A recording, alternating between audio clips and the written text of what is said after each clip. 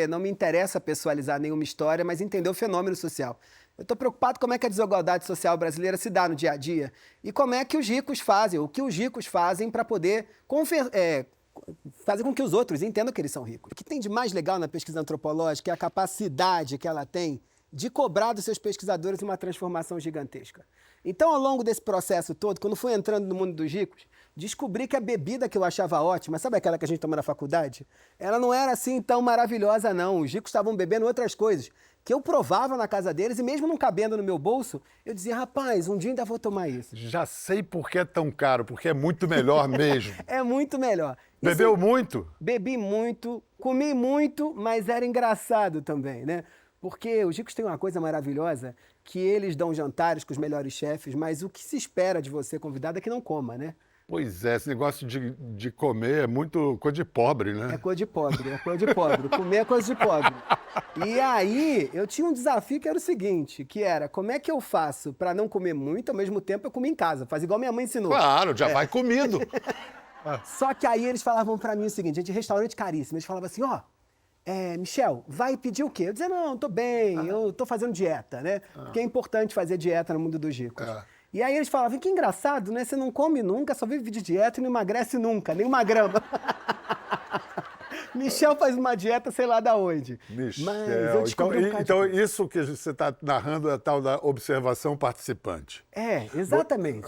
A observação participante é que nós antropólogos, a gente acredita que para conseguir entender alguma coisa, você precisa estar tão dentro, tão junto das pessoas que você está pesquisando, que você acaba fazendo uma observação que te cobra alguma participação.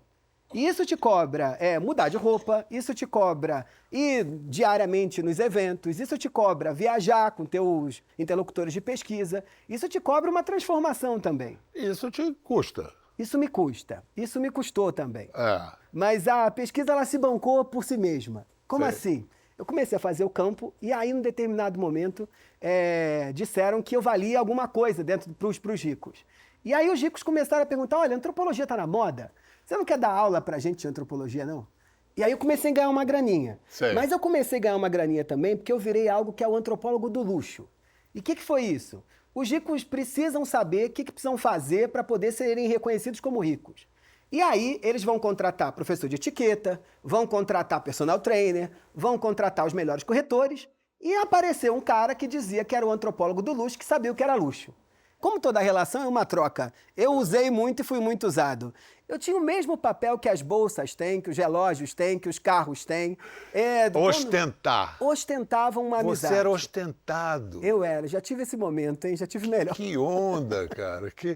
Vem cá, e quem é rico no Brasil hoje? Se mede a riqueza, alguém ser rico pela renda, pelo patrimônio, pela receita ou pelas despesas?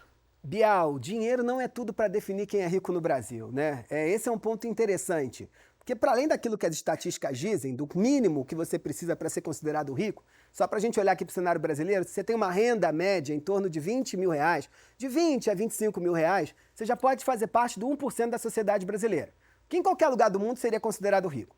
Mas aqui, em geral, a gente olha para alguém com essa renda e diz, essa pessoa é de classe média. Sim. E aí, o que é o interessante? Eu disse, eu também acho que 20 e poucos mil reais não faz ninguém rico. Mas se a gente falasse com quem ganha 50, e se a gente falasse com quem ganha 100, se a gente falasse com quem ganha 300, e essas pessoas continuavam dizendo que não eram ricas.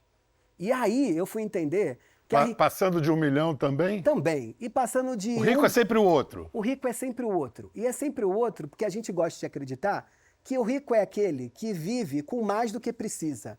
Só que quando a gente pensa na nossa própria vida, eu digo, olha, eu moro num apartamento de 500 metros quadrados, tenho uma casa num condomínio chique, viajo 4 vezes por ano, tomo dos melhores vinhos, mas como eu viveria sem isso? Eu tenho o básico, eu tenho o que precisa. Agora, rico é o meu vizinho, que além disso tudo tem mordomo.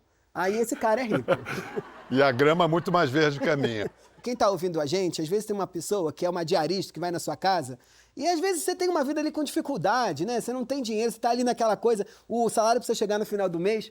A pessoa que trabalha na sua casa olha para você e fala, mas a senhora é rico. Aí você pensa, e eu? Não, rico é o outro. E eu cheguei nos nomes da Forbes, né? Eu entrevistei bilionários. A gente tem, em média, no Brasil, de 58 a 62 bilionários, tá? Varia de ano a ano, porque esse número está vinculado às ações ou vinculado ao dólar. Então, a gente chega nessas pessoas, elas dizem, eu tenho uma vida boa. Os ricos em grandes fortunas do mundo, muitas vezes tendem a ser discretos. Não querem ficar esfregando a riqueza deles na cara de todo mundo. O rico brasileiro não se sente obrigado a ostentar. Isso não é especialmente doido num país com a desigualdade que tem o Brasil? Todos os ricos brasileiros ostentam. Mas por que eles têm a necessidade? Eles têm porque no Brasil, para eu achar que você pertence a um determinado grupo social, eu preciso contar com a imaginação. Como a gente não pode falar de dinheiro no Brasil, eu não posso saber quanto você ganha, você não pode saber quanto eu ganho, a gente precisa imaginar quanto dinheiro o outro tem. E como é que a gente imagina? Fazendo um cálculo olhando para você. Então, por exemplo, você com esse look que você veio aí, é tudo fantasia. Tu tá milhão, cara. Mas então, eu vim aqui para exercitar a sua imaginação. E você achar que eu valho mais do que eu valho. E qual é o interesse que eu acredite que você vale mais que eu? Ou mais do que você vale? Qual é o interesse que tem o rico em ostentar? Porque é autoridade? A gente, quando é reconhecido como rico, de verdade, a gente tem acesso a privilégios e a acessos e a pessoas e a amigos que alguém que não consegue gerar isso não tem. Olha, Bial, é interessante esse negócio porque quando a gente olha para falar dos ricos, a gente acha que só os ricos vivem isso. Mas todos nós no Brasil passamos pela mesma coisa. Eu brinco sempre que em qualquer família de classe média, as famílias, antes de sair de casa para uma festa mais requintada, todo mundo para na frente do espelho e pergunta, tamo chique? Tamo chique é parecer mais que tem mais dinheiro do que tem. Sempre, né?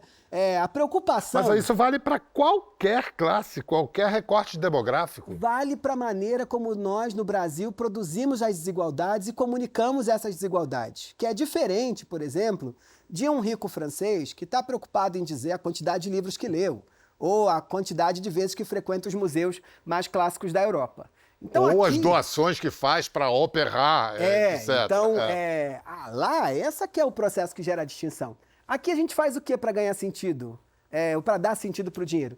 A gente compra coisa. Saber do que você precisa para ser feliz é uma questão muito profunda e, inclusive, muito urgente no momento que a humanidade passa, porque a gente precisa saber qual é o nosso custo ambiental por cabeça.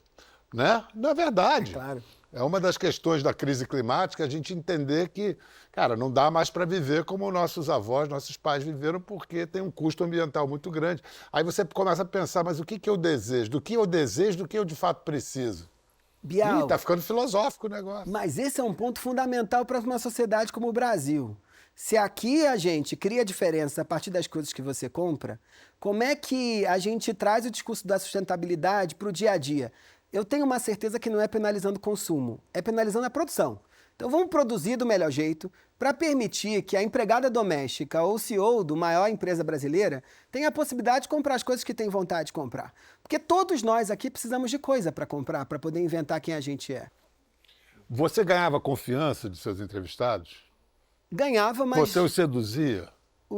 Mas qualquer relação só existe se tiver sedução, Eles sabiam onde eles estavam se metendo? Você não come um chicabão sem sedução, né? Não. Precisa seduzir o homem lá para te atender, né? Principalmente nesse negócio de escrever não ficção. E aí, certamente, a sedução, ela estava posta. Então, qual foi o seu compromisso de lealdade com os personagens do livro? O meu compromisso foi que eu tinha que resguardar a individualidade deles e a identidade deles, né? Porque não me interessa pessoalizar nenhuma história, mas entender o fenômeno social. Eu estou preocupado como é que a desigualdade social brasileira se dá no dia a dia e como é que os ricos fazem, o que os ricos fazem para poder fazer com que os outros entendam que eles são ricos. Personagens já leram e reagiram a você? Eles riem porque eles acham que não são eles, porque ninguém é rico no Brasil. Eles não se reconhecem? Não, pelo contrário. Eles falam, conta mais que eu quero saber como é que os ricos são. Gente, e eles estão falando deles mesmos? Deles mesmos, né? No livro está avisado assim, aviso, os fatos são reais, os nomes são falsos, com exceção dos verdadeiros. Tem um tom quase de ficção as histórias, né? Você chegar na casa de um rico e a dona da casa gritar, tragam as lagostas, tragam os camarões para o antropólogo, tragam os camarões, isso é cena de filme da corte francesa do século XVII, né? Aconteceu assim? Acontece assim, né? alguém te fazer esperar por horas sentado na calçadinha da casa enquanto está correndo no Parque do Ibirapuera e você entra lá e a pessoa não te dirige a palavra, você fica horas na frente dela em silêncio, é cena também de filme, né? Então os encontros eles eram nababescos, ou mesmo a festa, né? Nos outlets comprando e ao mesmo tempo sentindo não culpa, mas uma pena da família que não pôde viajar, a família pobre que não pôde viajar para comprar também. Isso é cena de filme também, né?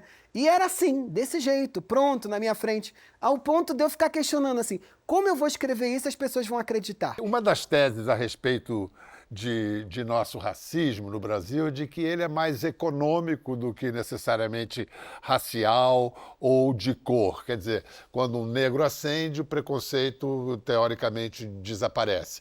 Isso se confirma, você, com a sua experiência de homem negro? Bial, nada apaga a raça, né? Nada apaga o preconceito racial. Quando eu tô com essa roupinha entre os ricos, há um esforço momentâneo ali daquela mesa de tentar me embranquecer. E aí é interessantíssimo, né? Porque para ser aceito eu preciso ser embranquecido. Então há perguntas maravilhosas, né? Há pouco tempo atrás, uma delas me perguntou, enquanto falava da minha avó, que tem 96 anos, ela perguntou, e sua avó veio da onde? Aí eu falo, lá do Rio mesmo, de Madureira. Então você, não veio, não tem passaporte, né? Porque não consegue conceber que alguém, né, com minha posição social pode ter nascido no Brasil ou vir de uma família negra. Mas isso se dissolve, Bial. Essa tentativa de embranquecimento na hora que eu levanto da mesa do restaurante chique e vou ao banheiro. Porque aí me perguntam onde fica a cozinha, o que tá bom de se comer naquele dia, onde é que o carro está sendo estacionado. Então, nada paga o racismo no Brasil. Enriquecer é uma ideia bonita. Um dos homens mais importantes do século XX, que fez o milagre chinês, Deng Xiaoping, o mote da Revolução Econômica chinesa foi enriquecer é glorioso. Uhum. Nos Estados Unidos, é bacana o cara vencer. E ele fala, eu venci por causa da América, do ideal do sonho americano, por causa do meu país. Você aponta que no Brasil, o brasileiro fala, eu enriqueci apesar do meu país. Como é que você explica isso? Bial, isso é gravíssimo, né? O fato é que os ricos brasileiros, eles não constroem vínculos de solidariedade com a sociedade. Um rico americano acorda de manhã e fala, olha, eu tenho essa vida porque eu estudei em tal universidade, tinha tal financiamento. Inventou-se uma sociedade que me proporcionou chegar onde eu cheguei. Então eu reconheci por causa dos Estados Unidos. E no Brasil, eles enriquecem apesar do Brasil. Apesar do analfabetismo, apesar dos miseráveis, apesar do Estado, apesar dos políticos, apesar de tudo. E o que isso impacta de maneira clara? O primeiro ponto é que o vínculo é com a família, não é com a sociedade como um todo. Então a dificuldade que a gente está vivenciando agora, de taxação das super riquezas, dos super ricos e por aí vai, se dá por dois movimentos. O primeiro é que o fulano diz, eu não devo nada a vocês, né? Eu devo ao meu pai, à minha mãe, que investiram em mim para chegar onde eu cheguei. E dado isso, eu tenho um compromisso em deixar o meu bisneto rico e não em deixar distribuir renda como os americanos fariam. Agora tem um segundo problema também, que a gente perde a ideia de que eu preciso construir solidariedade social, né?